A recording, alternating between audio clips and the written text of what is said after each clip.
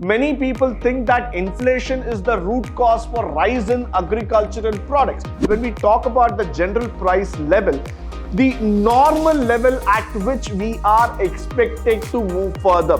Sometimes you would start seeing that the raw material cost itself is so high that the finished product goes much more beyond the imagination.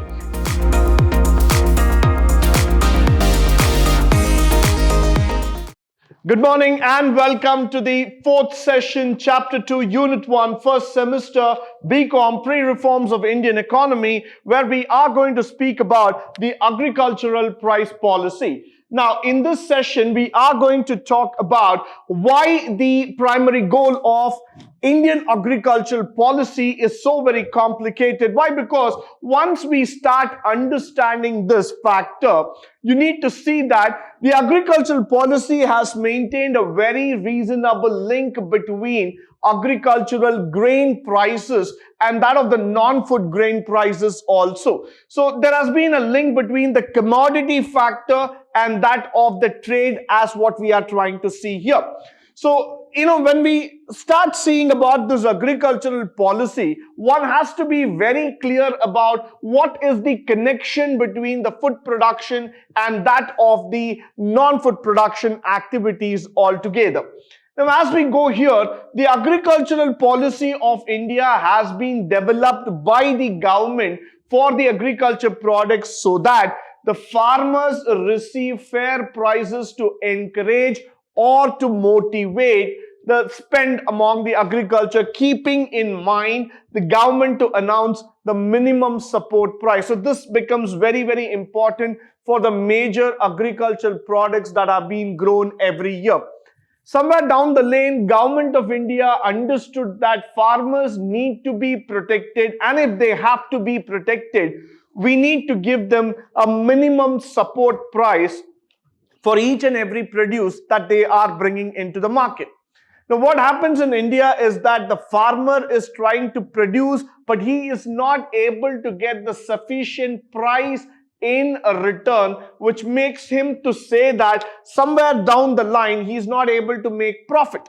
So what we want here, the government, is that to come forward, motivate the farmers and say that for each and every agricultural produce, we will give you a minimum support price. It is like a price ceiling factor that we are going to give here, or a push factor here, so that you will be able to give some sort of support back to the farmers. Now, the government provides food grains to the below poverty line families through the public distribution system. So that is very, very important. We're going to learn about this factor called as PDS, the public distribution system. These policies and these prices are fixed after consulting the Commission for Agricultural Cost Factor. So there is a committee, there are members who actually join hands together in terms of understanding how the prices need to be set across according to the demand and the supply function here. Many a times it becomes so important for all of us to understand that can we go further in terms of understanding how to bring forward the growth, the distribution activity and the related activities all together so that we are able to see growth, we are able to see that push coming forward. Now, the other thing that we are interested to know, interested to learn about, what I would always like to say is that the prices are purely dependent on the natural factors like the weather, climate, and then the consumption pattern. So the government always intervenes, tries to find out what can be the best price that can be suited on that particular time for that particular product so that the farmer is not left alone. And at the same time, the farmer should also understand that the governmental policies have been created in such a manner that they can get as close as possible in terms of bringing in a brighter future to him. Followed by the Commission of Agriculture Cost and Prices. What we typically look in as a committee is the cost of production, the change in input prices, input-output price parity, trends in market, intercrop parity, demand and supply. So probably as we look through the economics of agriculture, it's quite complicated. Of course, one cannot just take a yardstick and measure and say that exactly this would be the production cost or this much would be the production output terms altogether. But then we try to play with the supply and demand factors closely to understand what could be the exact feature, what could be the exact challenges in terms of producing that particular crop. Now, let's say that when you are going to talk about cash crops, or when you're going to talk about the plantation based, or you're going to talk about the non-food grains, there are different parameters on which the market will look into it. Now, for example, the cost of producing sugarcane might not be the same cost of producing rice. At that point of time, the change in input prices, the change in the labor factors, the change in market prices, everything has to be calculated by this committee, which will try to understand what are the changes that are being exactly enacted, that are coming across. Why? Because sometimes we might feel that suddenly the price of coffee is going up, the price of tea is coming down, pepper is going up, or turmeric is going up, because this is not just about the factor that the inflation comes into picture.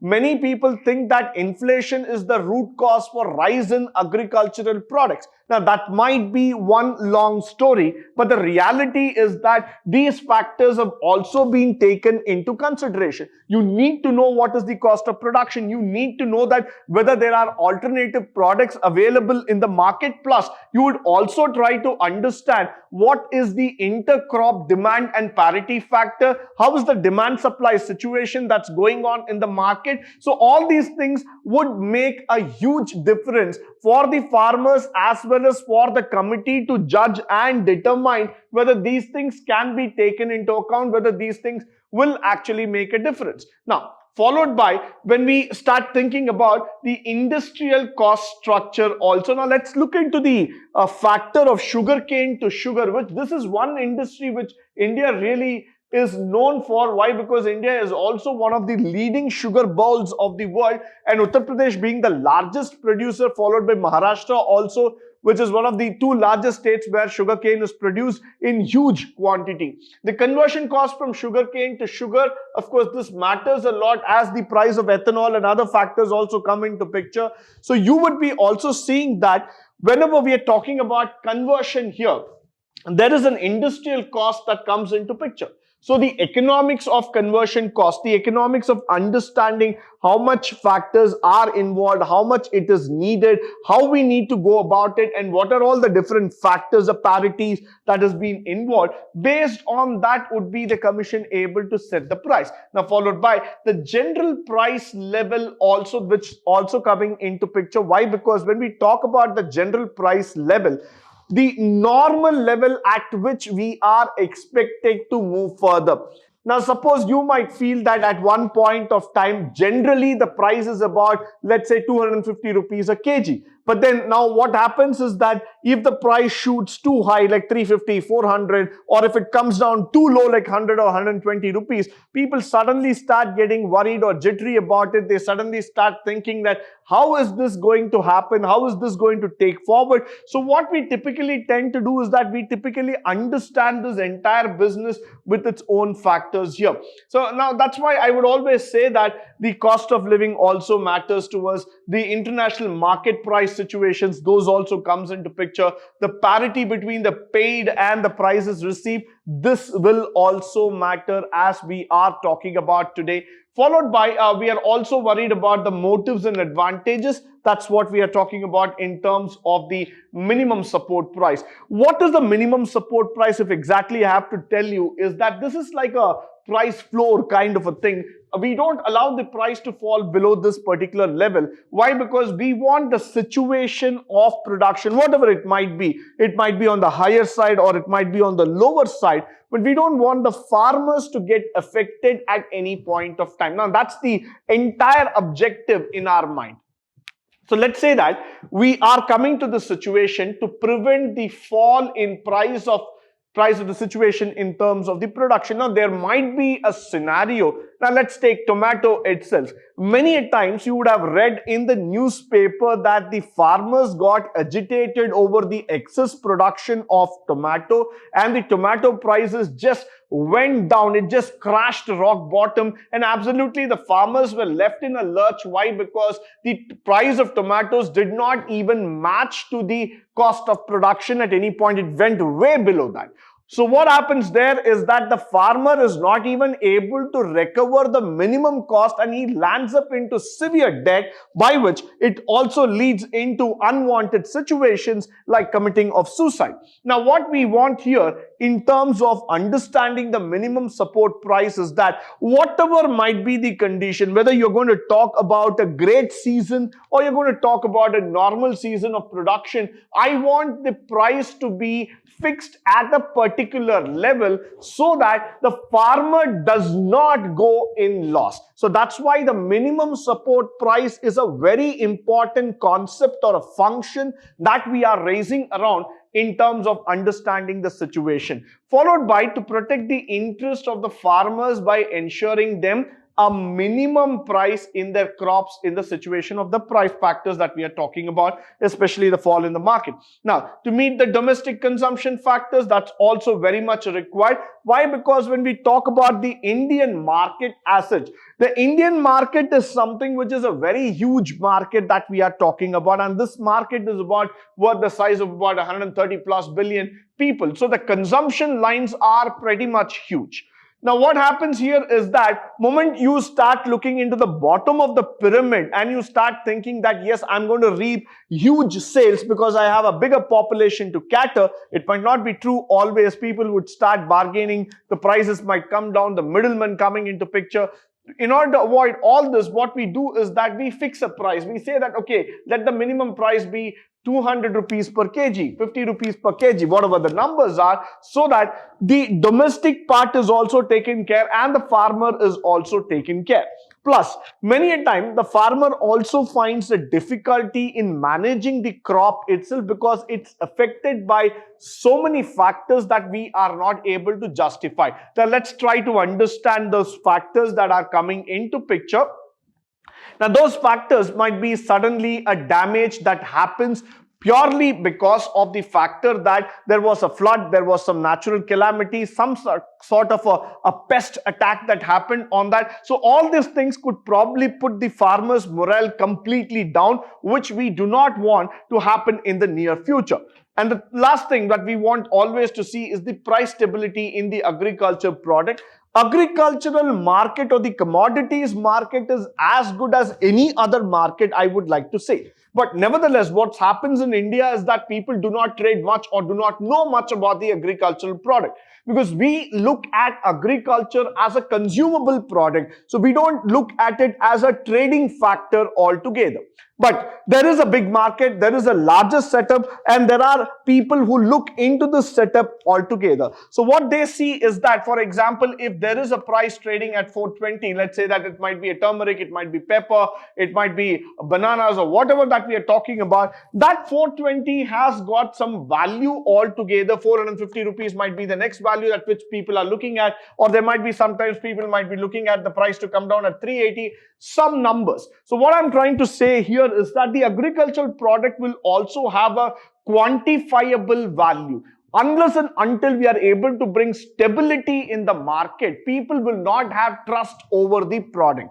The product cannot be taken lightly. The product cannot be taken for an advantage and said that let it go on any price altogether. It is not something like a gold or silver. More than gold and silver, food is important. So you need to give that sort of stability and importance to the agricultural product. Now, moving further, we also understand that a reasonable relationship between the prices in agricultural commodities has to be set, and wherever we find the price difference has to be removed between the two regions of the country, it has to be done.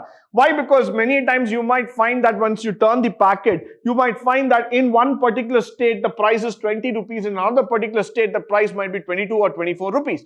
Now that happens because of the transport costs or because of the the natural factors, the conditions of growth and other things. But nevertheless, what we want to see here is that the price and the product should have a reasonable relation. The next factor is that once the production is suitable enough and we have a reasonable quality, we are looking into the word called as exports, through which we can earn a lot of money. And we know that India, being an agricultural land which is able to produce thousands and thousands of tons of a particular product, let's say it can be on rice, or it can be on sugar, or it can be probably on any other products that we are talking about, we are also looking into the export markets very seriously. Why? Because India has a capacity to earn foreign exchange through agriculture. Secondly, we want this market also to become a part of the FDI journey, and it also become a part of the growth story, because for so many years we have only been concentrating on manufacturing and services and we forgot about the agriculture. Today, if we promote exports in this particular sector, automatically people will get motivated and they will take up this business seriously. And next thing is that raw materials to different kinds of industries at a reasonable price. As I was talking about sugarcane and sugar factors, there are so many other products also available in the market where the dependency on the raw materials versus that of finished product is very high. Sometimes you would start seeing that the raw material cost itself is so high that the finished product goes much more beyond the imagination. Now, that's why what we try to do is that the procurement of raw material should be made available, should be made easy for the industries, so that the finished product is available at a reasonable price for the retailers here. Now, the next thing is that what are the disadvantages that we are talking about? One of the major disadvantages is that the poor people of the country have to pay more, because that might not be what they're looking at. Let's say that even the base level MSP, we fix it at 300 rupees, but then that becomes too much for people to pay. So the poor people will not be able to do it, and the practice will create problem to allocate inefficiency in the country. Yes, because we might not be able to run the entire operation smoothly here.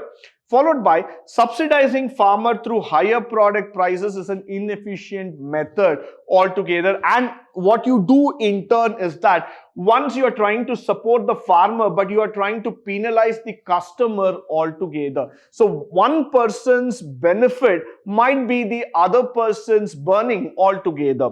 So now what happens here is that people will start seeing that you are trying to save a community or protect a community from one side, but from the other side, the consumers are affected because of the higher prices. That means to say that large farmers will benefit the most. Yeah, of course, yes. Why? Because when you have acres and acres of land, or when I'm going to talk about the corporate farming sector altogether, probably they will get a lot of benefit, but the retail customers, whom I'm trying to say the end users, will be severely affected. Why? Because there might be a huge price difference that we might be talking about.